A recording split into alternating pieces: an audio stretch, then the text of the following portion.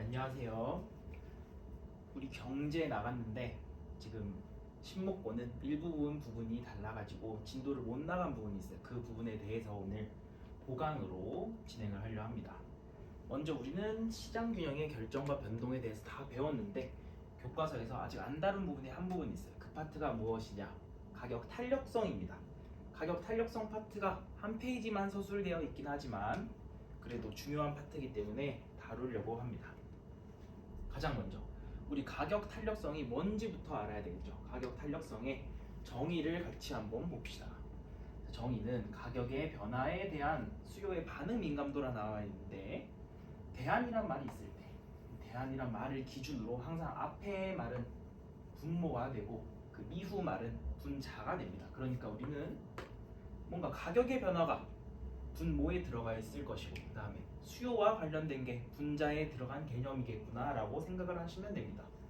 공식을 봅시다. 공식을 수요량 변동률을 가격 변동률로 나눈 거 우리가 예측한 대로죠. 대안이 있으면은 가격의 변화가 앞에 오겠구나. 그런데 이렇게 가격 변동률로 나눈 수요량 변동률을 가격 변동률로 나눴다고 이렇게 값만 알고 있으면 공식만 알고 있으면 직관적인 의미를 파악할 수가 없어요. 직관적인 의미는 우리가 다음 슬라이드에서 살펴보고 그 전에는 일단 그 값대로 계산을 했을 때 어떠한 형식이 나오는지에 대해서 익숙하게 한번 판단을 해본다 라고 생각을 하시면 되겠습니다. 가장 먼저 가격이 만약에 우리가 지금 이렇게 적혀 있어서 잘 보기가 어렵지만 수요량이 얼마나 변하는지를 가격이 얼마나 변하는지로 나눴다고 했는데 이거에 대입을 했을 때 값이 무한대가 나왔다는 것은 가격이 아예 변하지 않았을 때도 수요량이 변한다라는 뜻이겠죠. 이 경우는 교과서에 서술되어 있지는 않지만 우리가 완전 탄력적이라고 말을 합니다. 중요한 케이스는 여기 아래에 있는 이 세 케이스예요. 이 세 케이스에다가 별표를 치시고 자, 탄력성이 1보다 크다는 것이 무슨 의미냐? 우리가 탄력성 공식에 대해서 배웠듯이 수요량 변화율을 가격으로 나눈 것인데 이게 1보다 컸다는 것은 가격이 변화한 것에 비해서 수요량이 더 크게 변했다는 것이겠죠. 예를 들어서 가격이 약 3% 올랐는데 이때 우리가 만약에 수요 법칙을 따른다고 하면은 사람들은 비싼 재화를 사기 싫어하죠. 비싼 재화를 사기 싫어하니까 수요량은 당연히 줄어들 것인데 이때 만약에 수요량이 한 5% 정도 감소를 하였다고 칩시다. 그렇다는 말은 우리 탄력성이 약 1.66 정도 나오니까 이 경우를 우리가 탄력적이라고 하는구나 라고 판단을 하시면 됩니다. 1인 경우는요. 1인 경우는 가격의 변동률과 수요량 변동률이 완벽히 동일한 경우겠지. 이 경우는 우리가 따로 말을 붙입니다. 단위 탄력적이다 라는 말을 붙인다 라고 기억을 하시면 되겠습니다. 그 다음에 가격 변동률이 예를 들어서 뭐 7%인데 수요량 변동률이 한 2%밖에 되지 않았다. 이 경우는 어떻게 되나요?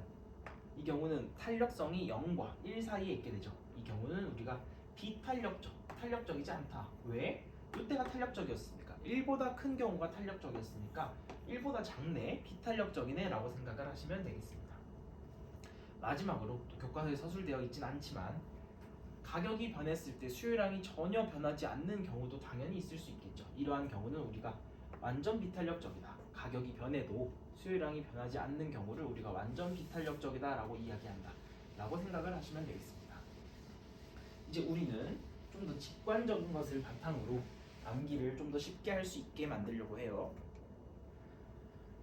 여러분들 그 암기를 하실 때는 무작정 외워야 되는 파트도 당연히 있긴 있어요. 당연히 있긴 있지만 우리가 대부분의 파트는 항상 경제는 사람들의 생활을 관측하는 거기 때문에 그 직관적인 의미를 알고 외우면 훨씬 더 하나의 흐름으로 외우기 쉬운 경우가 많아요. 그 예시 중에 하나가 바로 탄력성인데 가장 먼저 직관적인 의미를 그러면 한번 파악을 해봅시다. 이걸 가지고 우리가 쉽게 외울 수 있는지를 봐보는 거예요. 자, 우리가 맨 처음에 수요의 가격 탄력성을 정의상 어떻게 배웠느냐? 아까 정의를 같이 다시 볼까요? 수요량 변동률을 가격 변동률로 나눠라. 그쵸? 그러면은 가격이 이만큼 변했을 때 수요량이 만약에 많이 변한다면 분자에 있는 게 더 많이 변한다면 그 값은 당연히 크겠죠. 그렇다는 말이 무엇이냐? 가격이 변했을 때, 우리가 그때를 올랐을 때라고만 한정해서 보는 거예요. 가격이 올랐을 때, 자 이때 가격이 올랐을 때 헷갈리면 계속 전일 파트를 보세요. 가격이 올랐을 때 수요량이 얼마나 변하는지를 나타낸 거란 말이야. 가격이 올랐을 때 수요자가 만약에 가격 탄력성이 높다는 것은 수요자는 그냥 내가 원래 구매하던 양을 확 줄여버리면 된다는 뜻이에요. 가격이 올랐을 때 수요량 변화가 많다. 그 말은 내가 원래 사던 양이 100개인데 이 100개를 그냥 하나도 안 사면 그만이야. 왜? 물건이 비싸졌으니까. 그쵸? 그렇다면 그 반대를 생각해 보자고요. 수요의 가격 탄력성이 낮다면 그 말은 가격이 올랐을 때 우리는 어떻게 해야 돼? 우리는 가격이 비싸졌으니까 당연히 그 물건을 덜 사야 되겠지만 가격 탄력성이 낮기 때문에, 즉 비탄력적이기 때문에 우리는 수요자는 울며 겨자 먹기로 구매할 수밖에 없다고요.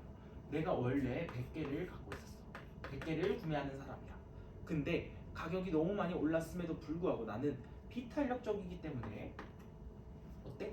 한 90개 정도 구매를 할 수밖에 없는 거예요. 자, 이러한 두 가지 예시를 통해서 우리가 직관적인 의미를 뽑아낼 수 있는데 요 아래 파트만 기억을 하시면 됩니다. A의 B 탄력성이란 무엇이냐? A가 B에 대응하는 힘을 의미합니다. A가 B에 대응하는 힘을 의미합니다. 자, 그렇다면 지금 우리 제목이 뭐야? 수요의 가격 탄력성이죠. 그때는 수요자가 물건을 구매하는 사람이 가격이 변했을 때 이 가격에 대해서 어떻게 대응하는 힘을 갖겠느냐가 바로 탄력성의 직관적 의미라고 생각을 하시면 됩니다. 여기까지 오케이? 자, 그러면 우리가 아래 결정 요인들을 암기를 해야 된단 말이야. 이 결정 요인들을 암기할 때 무턱대고 암기하는 게 아니라 A가 B에 대응하는 힘이라는 이 틀을 가지고 외우면 얼마나 쉬운지를 한번 같이 보자고요. 자, 첫 번째, 일상생활에서의 중요도가 높을수록 어떻게 되느냐? 탄력성이 더 높은 재화냐? 아니면 탄력성이 더 낮은 재화냐? 우리는 이 틀에만 맞춰서 생각을 하면 되는 거야. 자, 일상생활에서 너무나 중요한 물건이에요. 일상생활에서 중요한 물건. 예를 들어서 쌀을 예시로 들어볼까요? 쌀은 꼭 먹어야 되잖아. 자, 이렇게 중요한 물건이 있어. 이때 우리가 가격이 올랐다고 해서 쌀을 사는 양을 확 줄여버립니까? 그냥 우리는 빵만 먹고 살 거예요? 국수만 먹고 살 거예요? 그렇지 않잖아. 왜? 중요도가 높은 물건이니까. 그러면은 우리가 쌀의 가격이 올랐을 때 대응하는 힘이 많아요? 적어요? 적은 거지. 쌀은 중요하니까 우리가 쌀의 가격이 높아졌을 때 이에 대응을 할 수가 없지. 그러니까 일상생활에서의 중요도가 높을수록 그 탄력성은 낮다라고 생각을 하시면 됩니다. 우리가 대응하는 힘이 줄어들었으니까 그냥 이틀 요거 하나만 기억을 하면은 암기량이 획기적으로 줄어드는 거야. 자, 두 번째 봅시다. 대체제가 존재하지 않을수록. 우리 대체제는 한번 배웠었죠. 대체제를 어디서 배웠었냐? 대체제와 보완제 가지고 가격 변화가 됐을 때 다른 재화의 수요가 어떻게 되냐인데 지금 이 내용은 그거랑 달라. 그냥 이 재화가 대체제가 많이 존재하는가 존재하지 않는가를 가지고 따지는 거예요. 자, 대체제가 존재하지 않을수록 어떻게 되느냐? 우리가 지금 신목고에서 내신 강의를 듣고 있는데 내신 강의를 하는 사람이 나밖에 없다고 칩시다. 경제의 강의는 나만 해.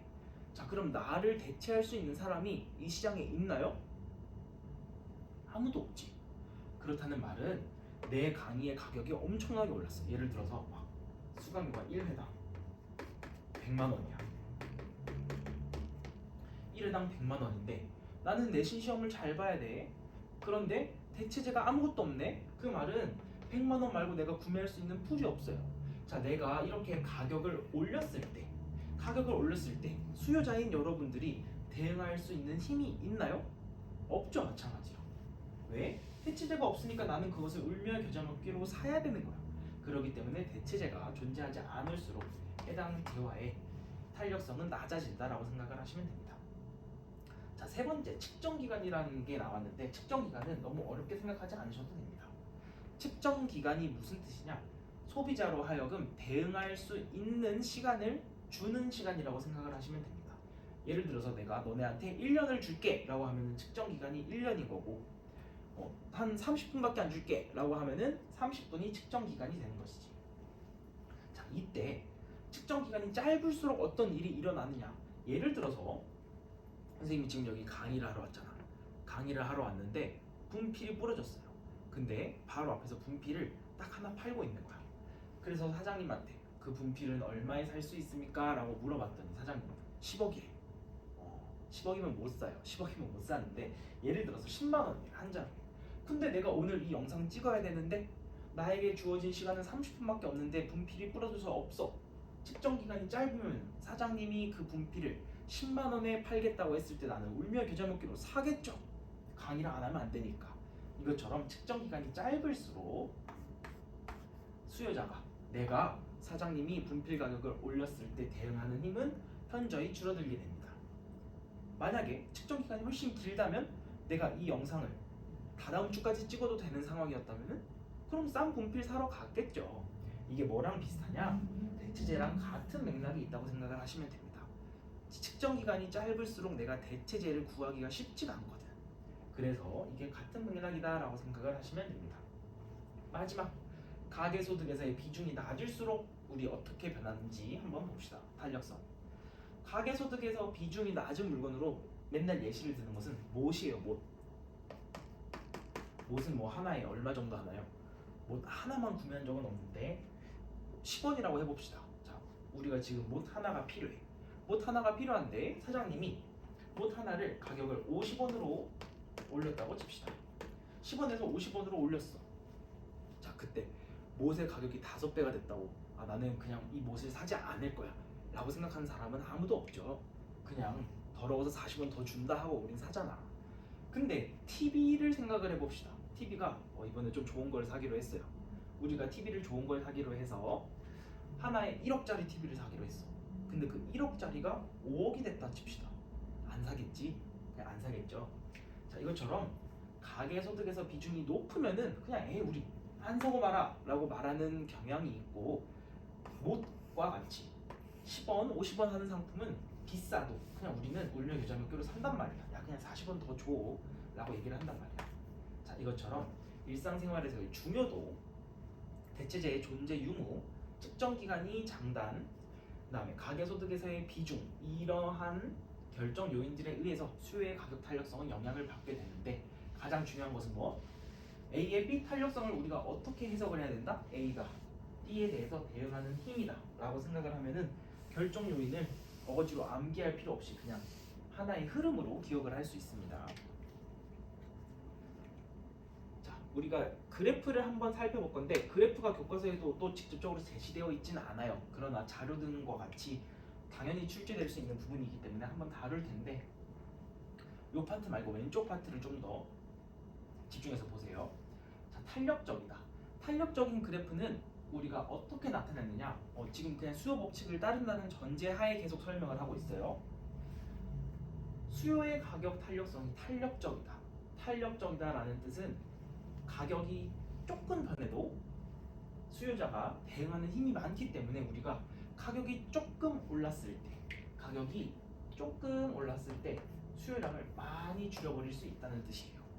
이렇게 점을 연결하면은 탄력적인 그래프는 완만한 형태를 띠게 됩니다. 반대로 비탄력적인 그래프는 가격이 이 점에서 많이 올랐어. 엄청나게 올랐는데도 우리는 이 재화를 울며 겨자 먹기로 원래 사던 양과 비슷한 만큼 구매를 해야 되네. 자, 이런 경우 그래프가 좀 더 세워져 있죠. 가파른 게 비탄력적 그래프고 완만한 게 탄력적 그래프다라고 생각을 하시면 됩니다. 자, 이것도 외우지 말고 어떻게? 수요의 가격 탄력성이 A의 B 탄력성은 A가 B에 대응하는 힘이다라는 큰 틀에서 암기를 하면 된다. 자, 그 다음에 이 파트는 교과서 아래에 조그맣게 서술이 되어 있어요. 한번 다뤄봅시다. 그냥 우리가 자연스럽게 받아들일 수 있는 파트예요. 딱히 그렇게 어렵지 않아. 자, 사람들한테 이제 물건을 우리가 팔아야 된다고 생각을 해봅시다. 그때 사람들이 탄력적이다 라는 것은 탄력적이다, 우리 탄력성이 1보다 높다, 탄력성이 높다는 거죠. 그 말은 우리가 수요자가 가격이 올랐을 때 대응하는 힘이 더 크다, 대응을 더 잘한다. 가격이 올랐을 때 대응을 더 잘한다라고 생각을 하면 되겠네요. 가격을 올리면 확 안 사버리겠다고 말하는 수요자야, 그치? 그리고 가격을 만약에 내린다면은 그러면은 야 싸다 많이 사러 가자 라고 말하는 수요자, 이런 수요자일 때는 우리가 판매 수입을 높이기 위해서 어떠한 전략을 택해야 되느냐, 가격을 올려버리면은 얘네가 확 안 사버리니까 우리는 판매 수입을 높이기 위해서 가격을 조금 내려보는 건 어때? 라고 말을 한단 말이야. 그래서 탄력적인 수요자한테는 가격을 내리는 게 더 좋다라는 결론이 나게 됩니다. 단위 탄력적은 가격이 변하는 만큼 수요량도 줄여버리는 거야. 자, 이런 사람의 경우는 우리가 어떻게 해석을 할 수도 있느냐, 우리 판매 수입이 뭐죠? 판매 수입은 가격 곱하기 거래량이지. 가격이 변하는 만큼 거래량도 변화시켜 버리니까 이 곱은 항상 일정할 수밖에 없단 말이야. 그렇기 때문에 우리는 가격을 내리든 높이든 어떻게 하든지 판매 수입은 고정되어 있는 상황이라고 생각을 하시면 되는 거예요. 자, 세 번째 비탄력적 봅시다. 비탄력적. 이때는 우리가 가격을 높여도 수요자가 어차피 구매해. 그쵸? 어차피 구매. 야 그러면은 그냥 100만원, 200만원에 팔아버려 라고 얘기를 하죠. 가격을 올려도 소비자는 어차피 울며 겨자 먹기로 구매를 할 것이다. 그렇기 때문에 우리는 판매 수익을 높이기 위해서 가격을 더 올리자 와 같은 전략을 쓸 수가 있다는 것입니다. 이거를 왜 얘기했냐? 우리 요 파트와 관련이 있기 때문에 그래요. 가격 차별화. 가격 차별화가 무엇이냐? 가장 먼저 또 정의부터 봐봅시다. 동일한 상품이 있을 때 그냥 똑같은 상품이에요. 진짜 누릴 수 있는 게 똑같아. 예를 들어서 티켓이 그렇죠. 이 티켓과 저 티켓이 다릅니까? 어차피 입장만 할 수 있으면 그만이지. 자, 그러한 티켓과 같은 상품에 대해서 탄력성에 따라서 서로 다른 가격을 책정하는 정책, 이거 왜 할 것 같아? 판매 수입을 더 높이기 위해서. 그쵸? 기업은 이윤 극대화의 주체이다. 기업은 이윤 극대화의 주체이니까 이윤을 더 높이기 위해서는 판매 수입을 높여야 될 필요가 있으니까, 그렇기 때문에 가격 차별화 전략을 시행하는 것이다 라고 생각을 하면 돼요. 자, 이때 일주일 용돈 예시를 한번 봅시다. 내 용돈이 일주일 용돈이 10,000원인 학생이 있어요. 그래서 나는 1,000원이 너무 소중해. 1,000원만 깎아줘도 내가 저길 갈 텐데 와 같이 생각한 청소년이 있고, 그 다음에 피곤에 찌든 성인이 있어요. 야 2만원 3만원 내도 좋으니까 그냥 나에게 딱 1시간 쉴 시간만 주세요 라고 말하는 불쌍한 성인이 있어요. 자, 이때 우리가 영화관이야. 영화관이면은 청소년도 잡아야 되잖아. 얘네들한테 판매 수입을 극대화하기 위해서는 당연히 청소년의 요금은 깎아줘야 되는 거예요. 근데 성인은 지금 나의 지불 의지가 너무나 강해. 2만원이든 3만원이든 낼게요. 제발 나에게 영화 1시간 틀어줘서 나에게 쉬는 시간을 주세요 라고 말한단 말이야. 이런 사람들한테는 요금을 불쌍하지만 더 비싸게 받아야지 가격 차별화 전략을 통해서 판매 수입을 극대화할 수 있겠죠. 자, 이런 예시가 있고, 할인 쿠폰의 경우도 마찬가지입니다. 사람들이 할인 쿠폰 같은 거를 잘라서 보관하고 다니고 아니면 쿠폰을 다운받아서 기간에 맞춰서 소비하고 하는 것을 되게 귀찮아하는 사람들이 있어. 그런 사람들의 경우는 돈을 더 내. 너네는 비탄력적이잖아. 우리가 가격이 비싸더라도 어차피 구매할 거잖아 라고 해서 쿠폰과 같은 정책을 시행하는 이유는 바로 판매 수익 극대화, 가격 차별화 전략 때문이다 라고 생각을 하시면 됩니다. 자, 여기까지 오케이. 이제 공급의 가격 탄력성 파트로 넘어갑시다. 아까랑 다 똑같아. 이 파트는 정말 빠르게 갈 수 있어요. 말도 다 똑같죠? 말도 다 똑같고 딱 하나만 다르겠지. 우리 A의 B 탄력성이 뭐였다? A의 B 탄력성.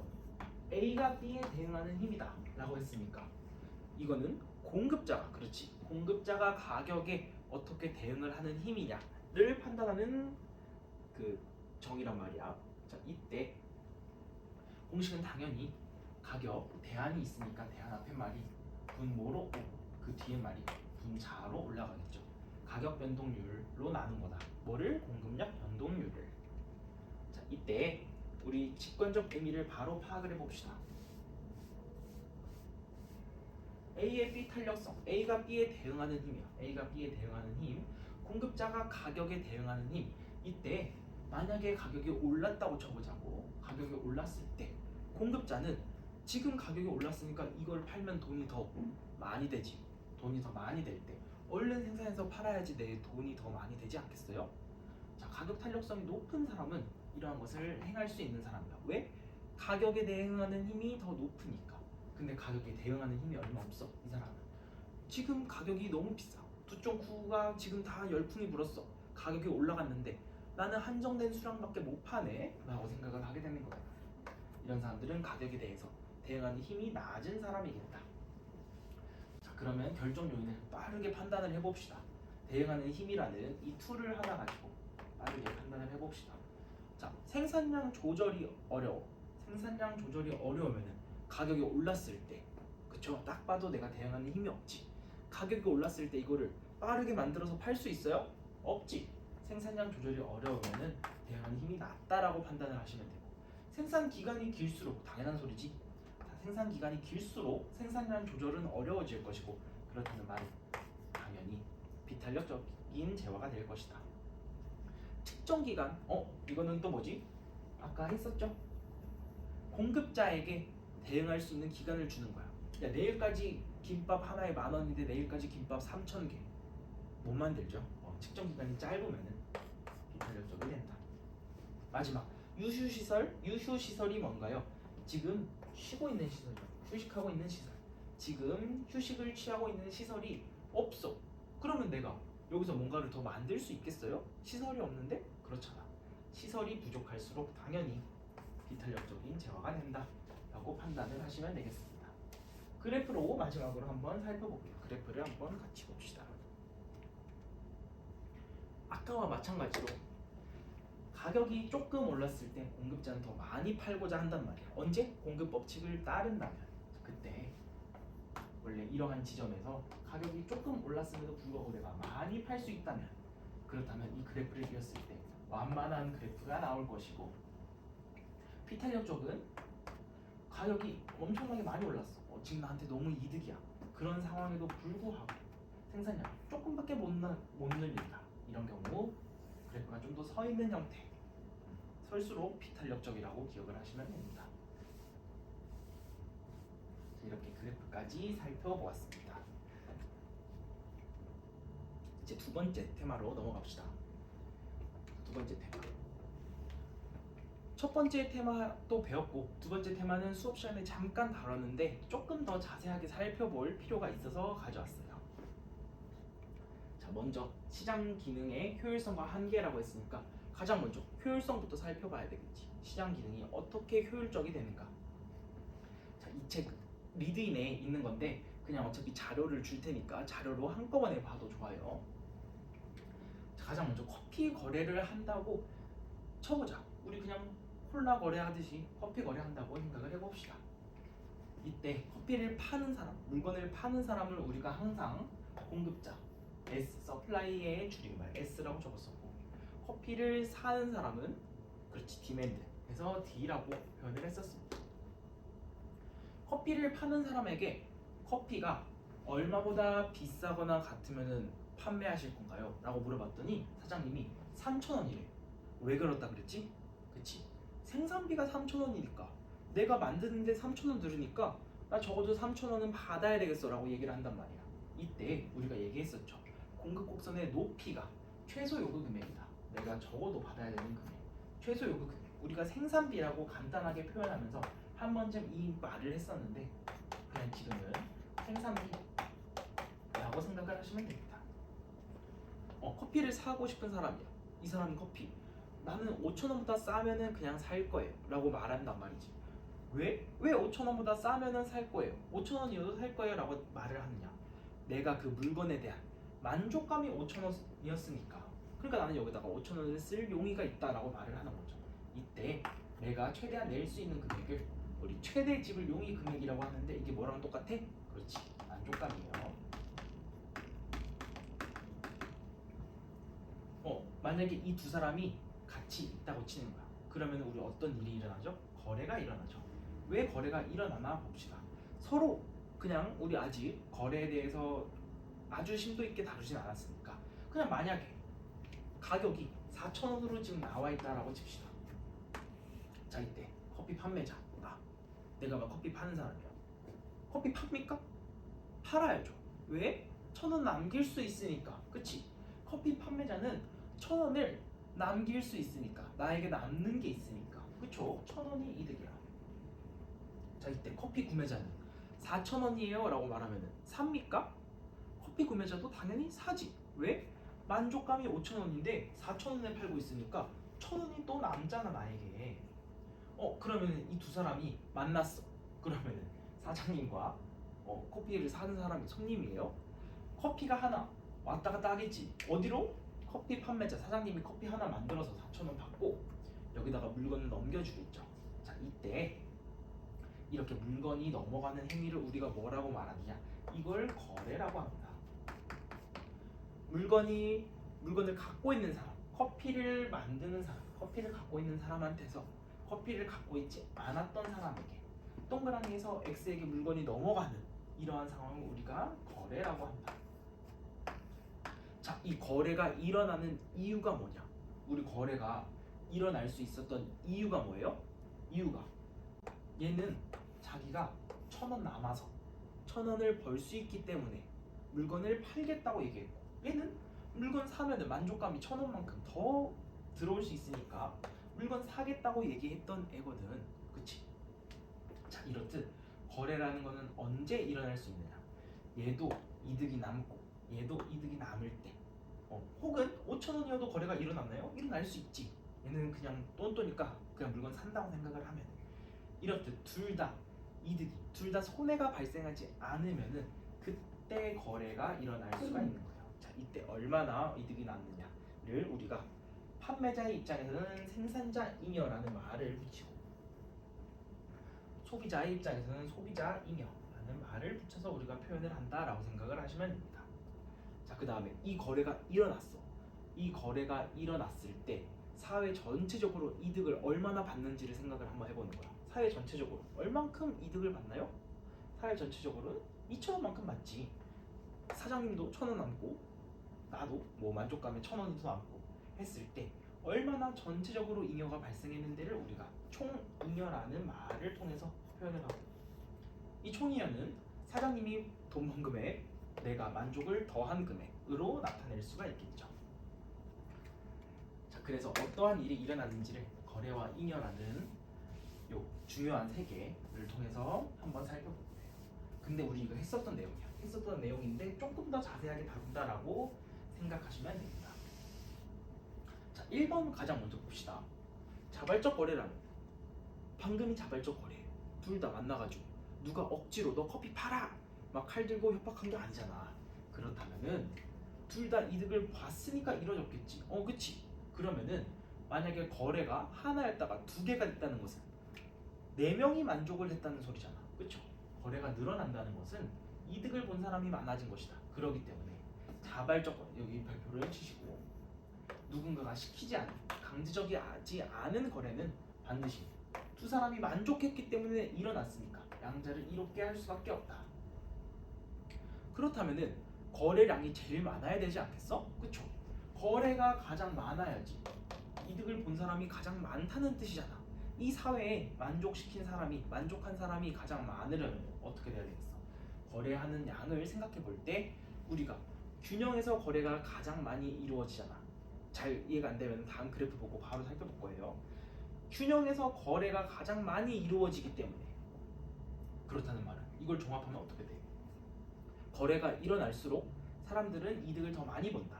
근데 균형에서 거래가 가장 많이 이루어진다. 그러면 세 번째는 당연하죠. 균형에서 이득을 본 사람이 가장 많다. 균형에서는 총잉여가 극대화된다라고 생각을 할 수 있겠습니다. 이게 뭐야? 자원의 효율적 배분이라고 우리가 1단원에서 계속 얘기했던 거예요. 그래서 가격이 생기면은 균형 가격이면은 그때 거래량이 가장 많아질 것이고, 그러면은 자연스럽게 이 시장이 효율적으로 돌아가지 않겠느냐. 이게 시장 가격이 우리 사회를 효율적으로 만드는 그 원리다라고 우리가 배운 것이었습니다. 그래프를 통해서 한번 좀 더 쉽게 살펴봅시다. 그래프, 거래와 잉여. 여기 그래프가 있는데 잘 보이나요? 초록색 선을 한번 잘 그어줄게. 여기도 자, 그래프가 있죠. 자, 일단 균형을 우리가 어떻게 빠르게 찾을 수 있다? 선 그어서 가로로 선 그어서 만나는 지점이 한 개여야 되니까. 왜? 그래야지 공급량과 수요량이 동일하다는 뜻이니까 우리는 교점, 두 그래프의 교점을 균형이라고 생각을 할 수가 있겠습니다. 자, 가장 먼저 여기를 보자고. 우리 오른쪽 상황을 먼저 보자고. 여기가 지금 균형이 달성된 상황이죠. 자, 이때 거래가 어디까지 일어납니까? 라고 말하면은 여기 있는 사람들과 여기 있는 사람들이 서로 거래를 했어요. 얘네들은 원래 물건을 갖고 있었는데 물건을 넘겼고요. 이 사람들한테 가격이 예를 들어서 3,000원이면은 10,000원이라는 만족감을 가진 사람한테 1,000원에 생산해서 팔았고요. 2,000원이라는 생산비를 가지고 만족감이 6,000원인 사람한테 팔았고요. 이런 식으로 거래가 일어났단 말이에요. 자, 거래는 왼쪽에 있는 양이 우리가 거래량이죠. 여기 내가 색칠한 부분, 이 부분이 거래량이죠. 자, 이때 우리가 잉여를 어떻게 계산하느냐? 사람들의 만족감에서 가격을 뺀 게 우리가 소비자 잉여. 다음 슬라이드에서 더 잘 살펴볼 거예요. 이 부분이 소비자 잉여고 아래에 있는 이 삼각형이 생산자 잉여네. 왜냐하면은 받은 가격에서 사장님이 얼마나 남았는데 생산비 빼야지, 이 높이 빼야지.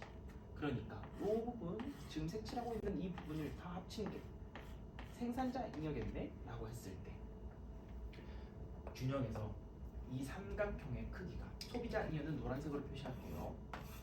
이 삼각형의 크기가 가장 커지잖아. 그렇지? 이때 총 잉여의 크기는 이러한 삼각형이 된다. 거래가 한 번 발생할 때마다 추가되는 총 잉여가 얼만큼인데요? 이만큼이지. 이 선이 점점 더 채워지는 거라고 생각을 하시면 되겠습니다. 그럼 이걸 바탕으로 왼쪽에 거래가 지금 여기까지밖에 못 일어났다고 칩시다. 사람들은 이렇게 생각을 하지만 거래가 여기까지밖에 못 일어났다. 이게 무슨 말이냐? 뭐 가격이 잘못 설정되어 있을 수도 있고 정부가 억지로 거래를 막았을 수도 있고 이때는 내가 물건에 대해서 생산비가 하얀색 낮은 사람들이 만족감이 높은 사람들 노란색 한테 판 거는 맞아요. 판 거는 맞는데 오른쪽에 있는 사람들은 거래를 하지 못했잖아. 자, 이때 이 친구가 이 친구한테 물건을 팔면서 얼마가 남습니까? 그렇지, 이만큼. 서로 또 이만큼 주고받고 이만큼 주고받고 했어. 그러면은 이 오른쪽에 있는 삼각형은 도대체 균형에서라면은 원래 당연히 누렸을 잉여인데, 파란색으로 체크하지. 균형에서라면 당연히 누렸을 잉여인데 흰 삼각형에서 누리지 못한 이유는 뭐예요? 이게 없어진 이유는 뭐야? 그렇지, 거래가 줄어들었으니까. 거래가 발생할수록 이득을 본 사람이 많아지는데 거래가 발생하지 않았으니까 이 발생하지 않은 거래분에 대한 잉여는 사라진 거라고. 그래서 우리가 거래가 균형에서 가장 많이 일어나고 균형이 아니라면은 조금 덜 일어나게 되고 균형에서는 효율적 배분이 일어난다라고 할 수 있겠어요. 자, 이때 아까 지나가는 말로 가격이 잘못 설정되어 있거나 아니면 정부가 막았거나라고 했는데 가격이 잘못 설정된 경우는 우리가 초과 공급 초과 수요에서 교과서에서 했었어. 리드인에서 했었는데 정부가 거래를 막았다는 게 무슨 말인지 간단하게만 살펴봅시다. 자, 정부가 예를 들어서 너네 이 X제라고 칩시다. 너네가 지금 팔고 있는 X제는 이 가격인지, 가격을 다시 똑바로 볼게요. 가격. 이 가격. 예를 들어서 원래 너네 3,000원에 거래되고 있던 거 알아? 근데 너네 무조건 X제는 앞으로 1,000원에 팔아야 돼. 1,000원보다 더 싸게 팔거나 1,000원에 팔아야 돼라고 정부가 제한을 해버렸어. 이런 경우는 어떻게 되나요? 이런 경우에는 우리 불균형에서 살펴봤듯이 1,000원이면은 팔고 싶은 사람은 여기 흰색 이만큼밖에 없어. 1,000원일 때 사고 싶은 사람은요 엄청나게 많지. 이 지점까지 당연히 사고 싶어 할 거 아니야. 이럴 때 자, 우리 실제 거래량을 따져보면은 파란색까지입니까? 아니면 흰색까지입니까? 흰색까지죠. 흰색까지. 왜? 얘네들은 물건을 팔 생각이 없는데 이 파란색이 물건을 어디서 훔쳐오면 안 돼요. 그렇기 때문에 시장에 존재하는 양만 팔 수 있어. 그래서 거래가 만약에 정부가 이 가격보다 더 높게는 못 팔아, 1,000원보다 더 높게는 못 팔아와 같이 최고로 내가 매길 수 있는 가격을 제한할 때가 있어요. 자, 이거를 우리가 뭐라고 표현합니다. 최고로 할 수 있는 가격을 제한한다. 최고 가격제라고 말을 합니다. 최고 가격제를 시행하게 되면은 거래가 더 줄어든다. 이때 얼만큼 잉여가 날아가게 된다? 표시한 이만큼 왜 날아갔다? 그렇지, 거래가 줄어들어가죠. 그럼 그 반대의 경우도 있나요? 반대의 경우도 있지. 예를 들어서 야, 너네 지금 이 재화가 3,000원에 거래되는 거 아는데 너네 이제 5,000원보다 무조건 더 비싼 가격에 물건을 거래해야 돼 라고 해버리는 것은 가격의 하한선을 지정을 해준 거죠. 최저 가격제라고 표현합니다. 최저 가격제. 이걸 우리가 뭐라고도 말하냐, 가격의 하한을 설정했다고 해가지고 가격 하한제라고도 표현을 합니다. 그럼 아래는 당연히 뭐가 되겠어? 당연히 가격 상한제가 되겠죠. 자, 이러한 제도들을 시행하면은 거래가 더 잘 안 일어나서 균형이 깨지게 되고 당연히 자원의 효율적 배분이 일어나지 않게 되는 현상이 발생하게 됩니다. 자, 우리 여기까지 살펴봤습니다. 그 다음에 잉여를 계산해 보는 것은 직접 그냥 표로 제시를 해줬는데 표에서 그냥 바탕으로 계산을 한번 해보면 됩니다. 그 다음에 시장 실패. 우리가 지금까지 배운 대로 하면은 언제 자발적 거래가 가장 많아집니까? 균형에서. 그렇지. 정부가 개입하지 않으면 다 균형으로 갔지.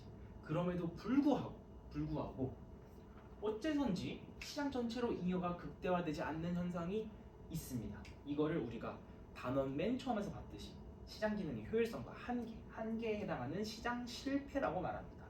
그러면은 시장 실패가 일어나는 원인은 뭘까요? 당연히 하나지. 왜? 자, 아무도 개입하지 않는 자발적 거래만 일어났지만 잉여가 전체적으로 극대화되지 않았다는 것은 거래가 부족했다는 거나 아니면 거래가 너무 많았던 거예요.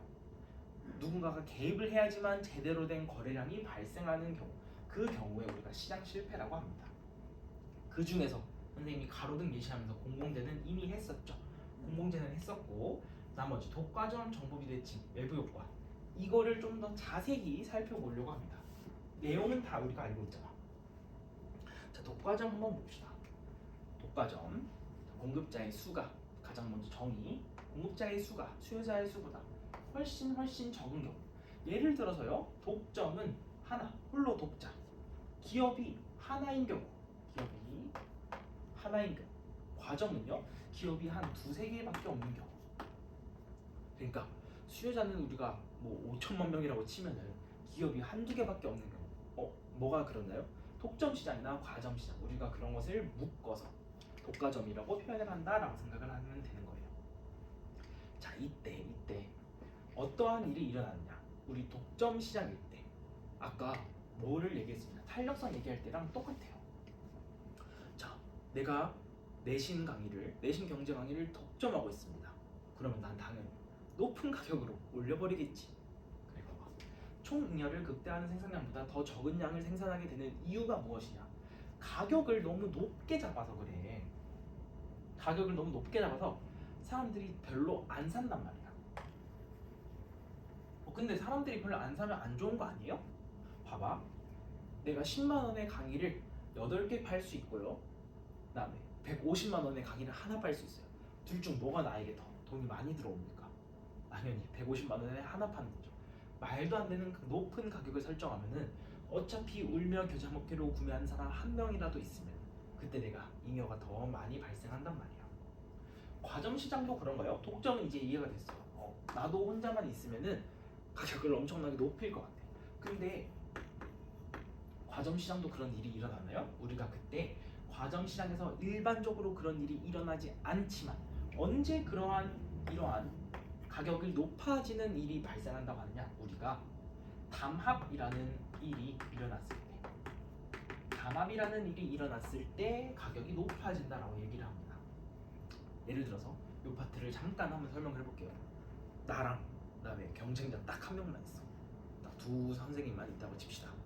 근데 이 선생님이 나랑 완전히 똑같은 강의를 제공하고 있어요. 아무것도 다르지 않아. 내용도 다 똑같고 판서도 다 똑같아. 근데 옆에 있는 이 선생님이 강의를 한 강에 5만 원에 판매를 하고 있다고 하는 정보를 입수했습니다.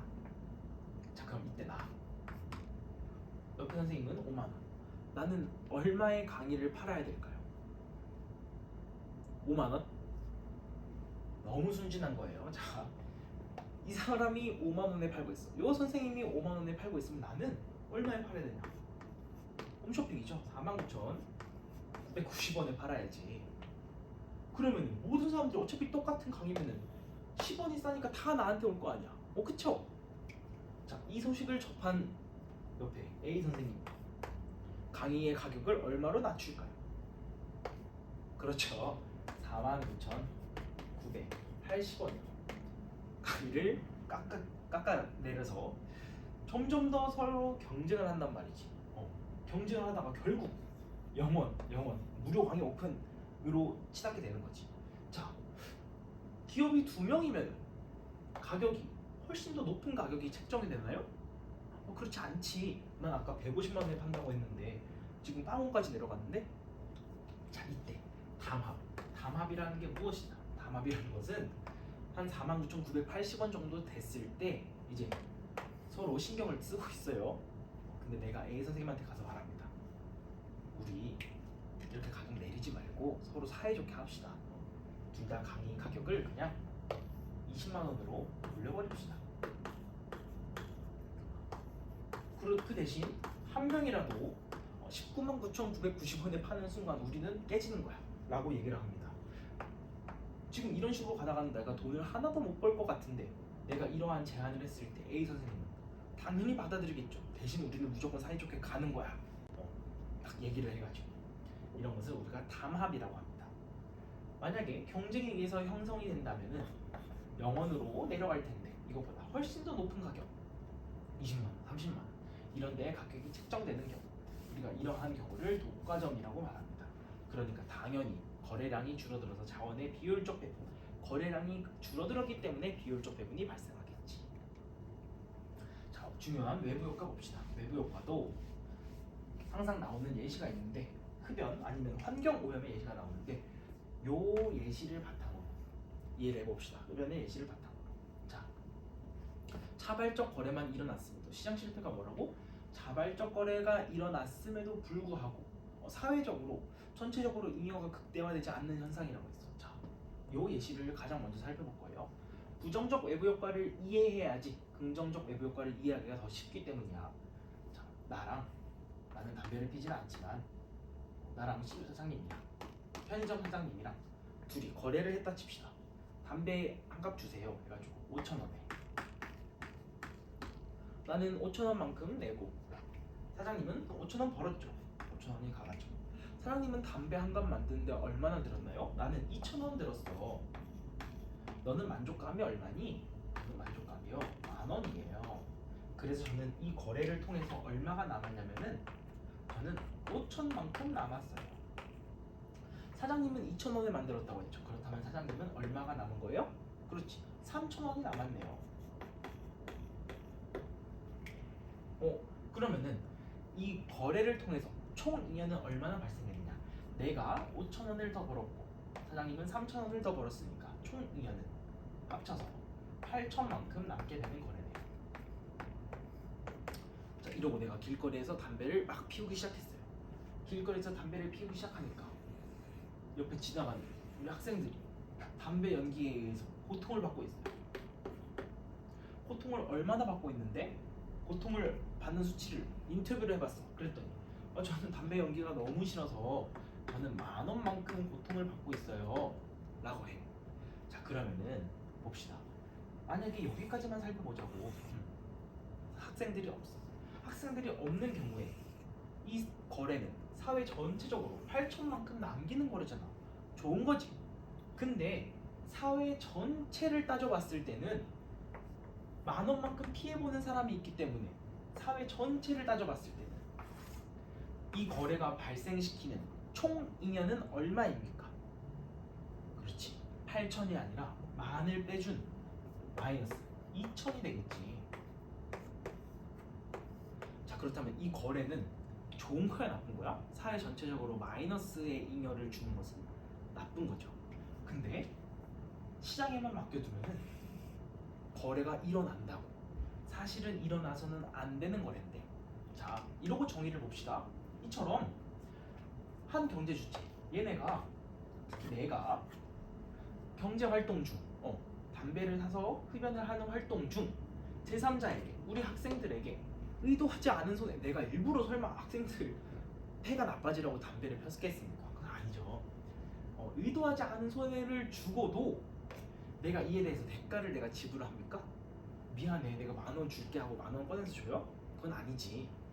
이에 대한 대가를 주지 않는 현상, 이러한 현상을 우리가 부정적인 외부 효과라고 합니다. 긍정적 외부 효과는요, 아까랑 마찬가지야. 아까랑 마찬가지인데 방향만 반대예요. 내가 수업 시간에 주사로 예를 든 적이 있었죠. 백신. 나는 백신 맞기 싫어. 선생님, 나는 백신 맞기 싫어요. 둘이 원래는 안 일어나는 거래란 말이야. 근데 왜 안 일어나는 거래냐? 내가 너무 맞기 싫어서 나의 만족감이 마이너스 3천이에요. 난 감기, 난 무서워요. 나는 주사가 너무 무서워요. 했는데 이 백신을 맞으면 우리 수업 듣는 학생들은 적어도 감기 걱정을 나 때문에는 하지 않아도 된다고. 그 학생들이 받는 만족감을 다 따져봤더니 플러스 2만이야.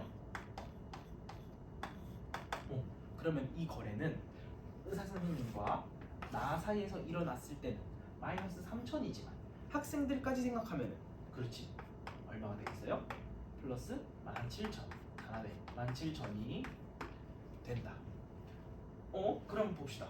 또 한 경제 주체가 내가 경제 활동 중, 주사를 맞는 활동 중 제3자에게 의도하지 않은 이익을 줬어요. 내가 막 나는 착한 선생님이라서 학생들을 위해서 일부러 주사를 맞고, 아무튼 의도하지 않은 이익을 주고도 내가 백신을 맞을 때 그것까지 생각하면서 맞지는 않지만 학생들이 이에 대해서 나한테 감사하다고 2만 원을 모아가지고 줍니까? 그것도 아니죠.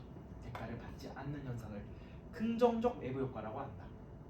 자, 이때 이 거래는 사회에서 그냥 맡겨두면 원래 일어납니까? 아니면 원래 일어나지 않습니까? 원래 일어나지 않지. 근데 만약에 2만 원이라는 보조금을 나에게 준다면 이 거래는 전체적으로 일어나는 게 맞는 거래죠. 자, 이 거래는 원래 일어납니까? 일어나지 않습니까? 원래 일어나요. 원래 담배 펴요. 근데 이 거래를 사회에서 컨트롤했을 때는, 전체적으로 봤을 때는 이 거래가 일어나서는 안 되는 거래지. 이게 좀 더 바람직하다. 그렇기 때문에 지금 안 일어나는 거에 비해서 너무 과다하게 일어나고 있잖아. 지금 너무 과다하다. 원래 일어나야 되는데 안 일어나고 있다. 너무 과소하다라는 얘기를 하는 것입니다. 자, 마지막으로 정보비대칭 봅시다. 정보비대칭. 외부 효과가 이해가 갔죠? 담배랑 그 백신의 예시를 생각을 하시면 쉽습니다. 자, 정보비대칭은 우리 두 가지로 사실 나뉘어요. 선생님이 수업 시간 때는 나뉘지 않는 것처럼 설명을 했지만 정보비대칭은 나뉜다. 첫 번째, 역선택. 두 번째, 도덕적 해이. 도덕적 해이라는 말은 신문에서 한 번쯤 들어본 적이 있을 거예요. 자, 역선택과 도덕적 해이가 무엇이냐? 첫 번째, 정보 비대칭이기 때문에 서로 정보가 한쪽이 더 많이 갖고 있을 수밖에 없어. 보통 당연히 물건을 판매하는 사람이 이 물건의 품질을 자기 스스로는 알고 있겠죠. 자, 이때 품질을 모르는 경우를 우리가 역선택이라고 합니다. 품질을 알 수가 없는 경우다. 그럼 도덕적 해이는요? 도덕적 해이는 자, 알바 공급자가 나요. 노동의 공급자는 나죠. 노동의 공급자는 우리와 같은 가게죠. 우리가 내가 일을 열심히 할지 안 할지는 나의 스스로 알고 있어. 그런데 사장님은 우리의 행동을 알고 있나요? 모르지. 이처럼 행위를 관찰을 할 수 없는 경우, 내가 농땡이 피우는지 아닌지 사장님은 몰라요. 그렇지만 나는 스스로 알고 있지.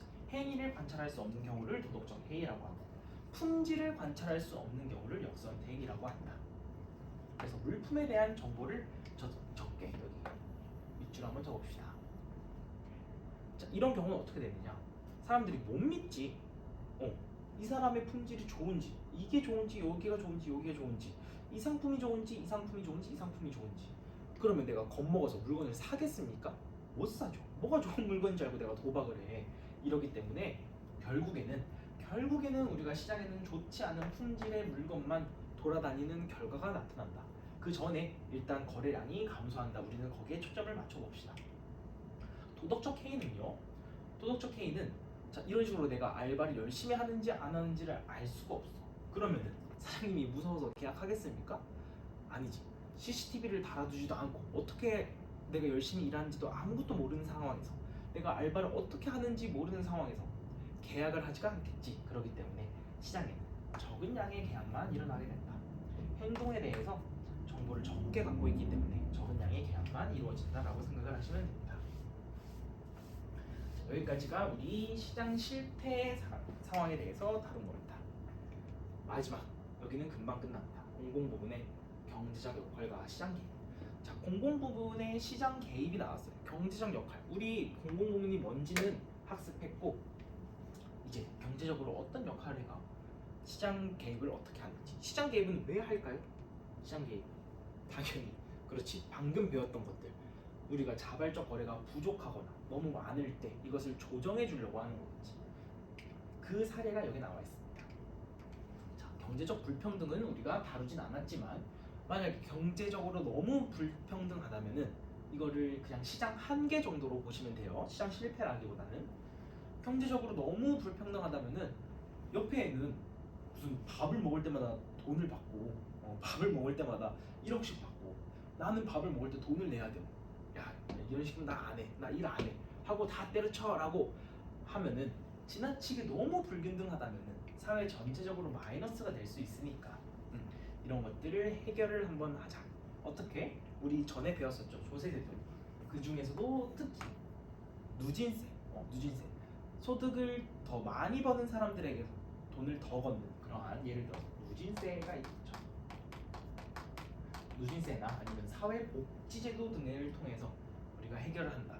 사회복지제도는요, 누진세 같은 걸로 부자들한테서 돈을 더 많이 걷어놓고 그걸로 사회 취약계층의 지원을 돕는다. 이렇게 생각을 하시면 되겠습니다. 그 다음에 우리가 이제 배운 것들이 쭉 나오죠. 공공재는 이번 시간에 다루지 않았지만 우리 저번 시간에 가로등 배웠었죠. 자, 부정적 외부 효과, 담배. 원래 사회 전체적으로는 일어나선 안 된다고 그 담배 거래. 근데 일어났지, 그쵸? 자, 이런 경우에 정부의 해결을 이걸 또 다 외울 거야? 외울 게 아니죠. 자, 과도한 거래량이 문제야. 우리 문제 해결은 항상 원인을 제거하면 됩니다. 과도하기 때문에 문제야. 그러면 어떻게 해결하면 되겠어? 과도하지 않게 거래량을 제한을 해버리면 돼요. 그 방법이 뭐냐? 첫 번째, 탄소를 하나 배출할 때마다 너네 돈을 우리한테 더 내야 돼 라고 말한다면은 환경오염을 다루는 거예요. 우리 이거 어디서 배웠어? 그렇지, 부정적 유인이에요. 부정적 유인. 탄소를 배출할 때마다 내 비용을 증가시켜서 사람들로 하여금 그 행위를 못하게 하자.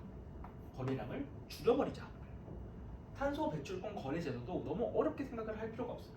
탄소를 배출할 수 있는 권리를 그냥 정해둔 거야. 지금 예를 들어서 탄소가 10,000톤이 이렇게 많이 배출되나? 잘 모르겠어요. 10,000톤이 배출되고 있는데 정부가 야 이건 사회 전체적으로 너무 많아. 그러니까 우리는 7,000톤만 거래가 되도록 줄여 라고 하면은 배출할 수 있는 권리를 7,000톤을 공평하게 나눠가지고 너 100톤, 너 100톤 70개의 회사에 100톤씩만 배출할 수 있도록 하는 거예요. 그 후에 어떻게 하느냐, 그 대신 너네끼리 이 권리를 사고 팔 수 있어. 우리는 50톤 남았는데 근데 이 회사는 150톤 배출해야 된대. 그러면은 50톤을 얼마에 파는 거야. 이런 식으로 탄소 배출권을 거래할 수 있게끔. 근데 이것의 핵심은 뭐다? 그렇지, 지금 거래량이 너무 많기 때문에 줄이는 게 핵심이다. 자, 긍정적 외부 효과. 긍정적 외부 효과는 지금 내가 주사 맞기 싫다고 무서워서 안 맞는다고 거래가 안 일어나. 그러면 야 깎아줄게. 깎아를 나한테 줘야죠. 보조금 줘야죠. 너 주사 맞을 때마다 얼마씩 우리가 더 줄게라고 하는 거야. 암기할 게 아니죠 다. 정보 비대칭 봅시다. 정보 비대칭의 문제는 뭐야? 이게 품질이 좋은지 관측이 안 되고 얘가 지금 일을 열심히 하는 건지 아닌지 나는 밖에서 일하고 있느라고 우리 알바의 뭐 행동을 모른다는 거지. 자, 이때 정보가 비대칭한 경우 어떻게 해결을 하면 되겠습니까? 당연히 비대칭하지 않게 만들어주면 되겠죠. 그럴 때 투자 같은 게 잘 안 일어날 때 왜? 이 기업이 뭔가 좀 더 성과를 내고 있는 기업인지 좋은 기업인지 아닌지 내가 모르는 상태에서 어떻게 투자를 합니까? 그치? 자금 시장에서 비대칭한 정보가 있다고 생각을 할 수가 있죠. 자, 이런 경우에는 재무 보고서 우리 회사는 어떻게 일을 합니다. 같은 것을 반드시 보고를 해야 되고 식품위생법은요.